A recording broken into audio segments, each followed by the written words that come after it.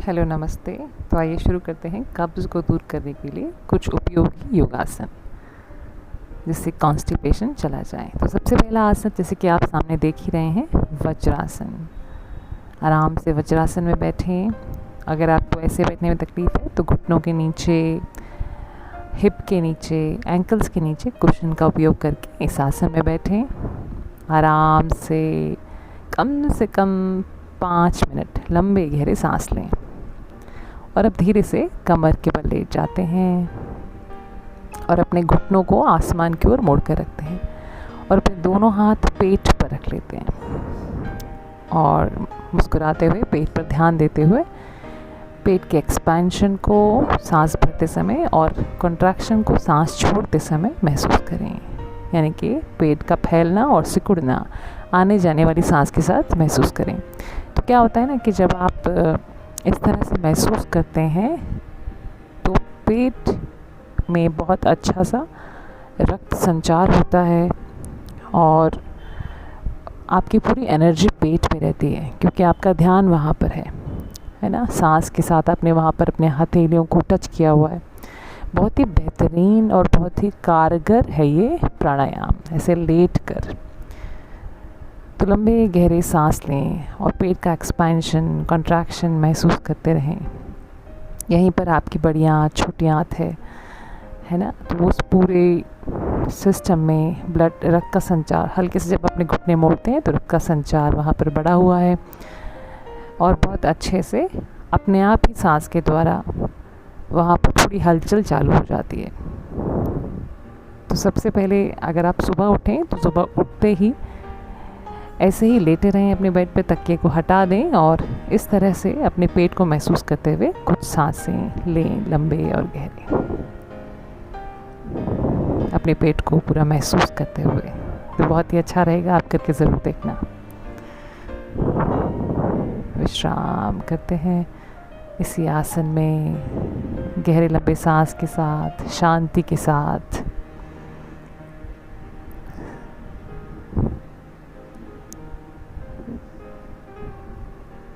And relax. अब धीरे से हम उठकर बैठ जाते हैं और अपने हाथों को सांस भरते हुए ऊपर ले जाएंगे और धीरे धीरे सांस छोड़ते हुए हम अपने पैरों की तरफ झुकेंगे आगे की ओर।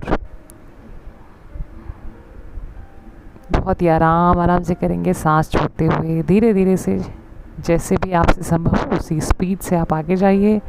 पहले अपने बिग टो को पकड़ लीजिए पॉसिबल हो तो, नहीं तो आप अपनी घुटनों को, लोअर लेग को भी पकड़ सकते हैं। अब धीरे से सांस छोड़ते हुए नीचे की ओर झुकिए, जितना आपसे हो सकता है उतना कीजिए। पश्चिमोत्तानासन बहुत ही अच्छा है। देखिए पेट पर इस पर दबाव पड़ता है, बहुत ही अच्छे से कॉन्ट्रैक्ट होते हैं हमारे पेट के मसल्स और बहुत अच्छा गहरा प्रभाव पड़ता है हमारे डाइजेस्टिव सिस्टम पर, इसका एक्सक्रीटरी सिस्टम पर। अब धीरे से अगर आपको इसमें करने में दिक्कत हो तो आप अपने घुटने मोड़ लीजिए और फिर सांस छोड़ते हुए, क्योंकि हमें पेट पर कॉन्ट्रैक्शन करना है ना। तो इससे आराम से आपको अगर अपने घुटने मोड़ लेंगे तब भी हमारे को वो अचीव हो जाएगा जो आसन में हमें चाहिए। अच्छे से पेट पर दबाव बना के रखिए। बड़े इत्मीनान से करेंगे ये आसन, पूरी तरह से महसूस करते हुए।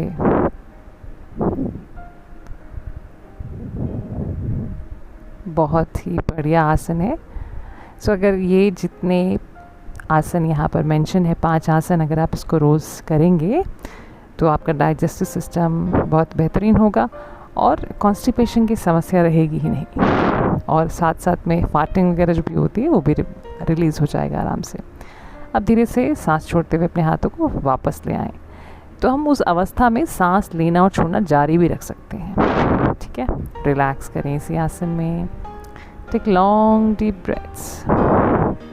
जो भी आसन का प्रभाव हुआ है उसको अपने पेट पर महसूस करते करते लंबे गहरे सांस के साथ विश्राम करें, है ना। अगर आपको एक आसन में रहने में दिक्कत होती है ना तो आप उस आसन से बाहर आ जाओ और उसको 2 से 3 बार रिपीट करो, है ना, अपनी क्षमता के हिसाब से। तो हम उस पोस्चर में बार बार भी आ सकते हैं आराम आराम से। आप देखिए तीसरा, पेट के बल ले जाते हैं, तीसरा आसन करते हैं और भुजंग आसन के लिए तैयार हो जाते हैं। तो हम यहाँ पर कर रहे हैं बाल भुजंग आसन। कंधों के नीचे अपने हाथ रखिए और धीरे धीरे से चेस्ट को ऊपर उठाएंगे, गर्दन को ऊपर उठाएंगे, ठीक है। और पेट पर जो दबाव पड़ रहा है उसको महसूस करते हुए इस आसन में बने रहिए। And here you can keep breathing. आप सांस लेना और छोड़ना जारी रख सकते हैं इसी आसन में। जो दबाव आपके पेट पर ऐसे में पड़ रहा है, क्योंकि आप सांस भर रहे हैं, छोड़ रहे हैं, तो एक कॉन्ट्रैक्शन एक्सपेंशन जो हो रहा है, आप उस पर ध्यान दे के रखिए।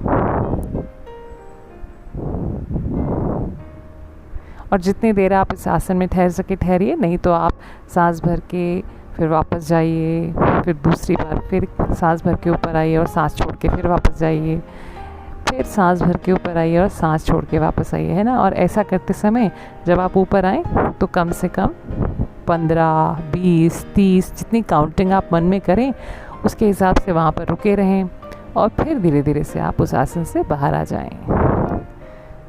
And slowly breathe out, take your chin down and relax. तो कभी कभी किसी के लिए मुश्किल भी हो सकता है इसे आसन में होल्ड करना, तो इसीलिए उसके रिपीटिशंस आप करें। अब धीरे से अपने दोनों हाथों को आगे लाकर मकर आसन में विश्राम करें। अपना माथा रख दें अपने दोनों हाथों के ऊपर और अपने पैरों को थोड़ा फैला लें एंड रिलैक्स। पूरी तरह से विश्राम करें, उस विश्राम को महसूस करें।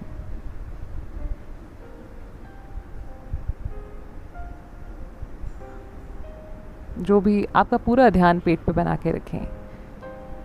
जो भी आपको महसूस हुआ है इस आसन को करने से, पेट पे जो दबाव पड़ा था, उस पर ध्यान देते देते विश्राम करें।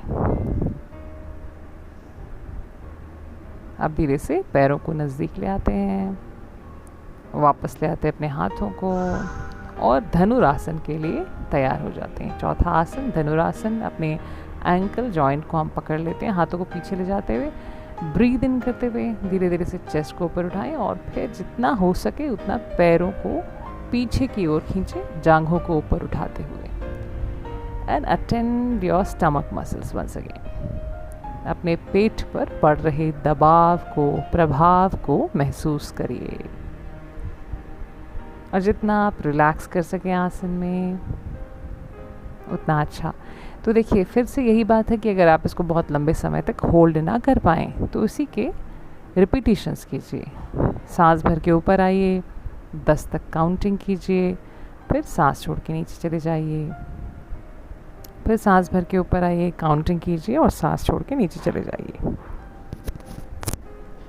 ऐसे 3 सेट कर लीजिए। वो अपनी रुकने की क्षमता के हिसाब से कीजिए। अब इसके बाद घुटने निकाल कर मकर आसन में विश्राम कर लेते हैं।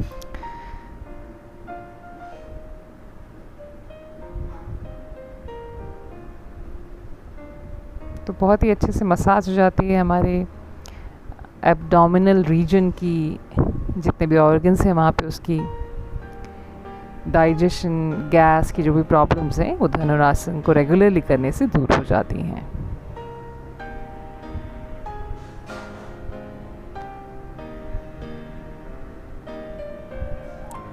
दोनों तरफ, अगर आपने एक तरफ किया है घुटना निकाल कर मकर आसन तो दूसरी तरफ भी करिएगा। अब धीरे से वापस कमर के बल आते हैं, अपने पैरों को ऊपर उठाते हैं धीरे से और फिर जिनसे हो सकता है वो अपने हिप्स को सहारा देते हुए धीरे धीरे से आ जाते हैं हल आसन में। सांस छोड़ते हुए अपने पैरों को पीछे की ओर ले जाएं एंड कम इनटू हल आसन।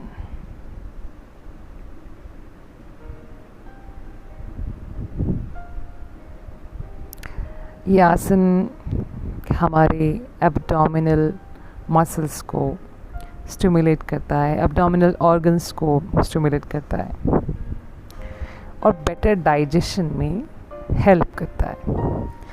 लेकिन वही बात है, जो कर सकते हैं वही करेंगे, उस आसन को होल्ड, ठीक है। और फिर धीरे धीरे से वापस आ जाते हैं। तो देखिए इसका जो लोग नहीं कर पाएंगे तो हम इसमें एक बाल आसन होता है, उसको हम अंदर से ऐसे अपने पैरों को अंदर से या बाहर से आप पकड़िए और जो आपके घुटने हैं वो आपके आर्म पिट्स के अंदर आ जाएं। और थोड़ा सा पैर पेट के ऊपर रखेंगे, उसका परिवर्तित रूप करेंगे हम, है ना, जिससे कि हमें वो प्रेशर मिल सके पेट पर उस दबाव को महसूस करिए। जो हलासन नहीं कर पा रहे हैं उनके लिए ये है। तो बाल आसन को करिए, इसी में लंबे गहरे सांस लीजिए। और जिन्होंने हलासन किया है वो भी बाल आसन करें, बाल आसन बहुत अच्छा रहता है। एंड रिलैक्स, धीरे से अपने पैरों को वापस ले आएं, विश्राम करें।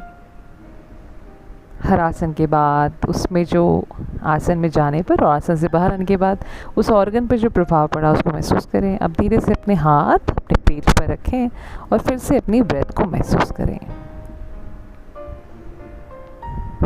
पेट के एक्सपेंशन एंड कंट्रैक्शन को महसूस करें। और फिर धीरे से वापस आ जाते हैं हम उठकर वज्रासन में। तो जानते ही होंगे आप, वज्रासन में पिंडलियों पर दबाव पड़ता है और धीरे से जो पैरों में रक्त का संचार है वो थोड़ा कम हो जाता है, और जो रक्त का संचार पैरों में जाने वाला था वो हमारे पेट पर ही रह जाता है। तो उस तरह से पेट में अच्छे से रक्त मिलने की वजह से बहुत अच्छा सा डाइजेशन जो सिस्टम है पूरा वो इम्प्रूव हो जाता है, खाना अच्छे से पचता है। तो खाने के बाद इसीलिए रिकमेंड करते हैं कि आप इस आसन में ज़रूर बैठें, ताकि जो पैरों की तरफ जाने वाला रक्त है वो पेट में ही रह जाए और आप आराम से उस डाइजेशन के प्रोसेस को सहायता दे सकें इस आसन के द्वारा। ठीक है ना? तो आशा है आपको ये पूरा प्रोसेस आप आराम से कर पाए होंगे, और जैसे जैसे मैंने बताया वहाँ पर उस तरीके से आप अपनी हेल्प कर सकते हैं। तो देखिए, मिलते हैं नेक्स्ट वीडियो में। अपना ध्यान रखिए। नमस्ते, जुड़े रहिए मेरे साथ।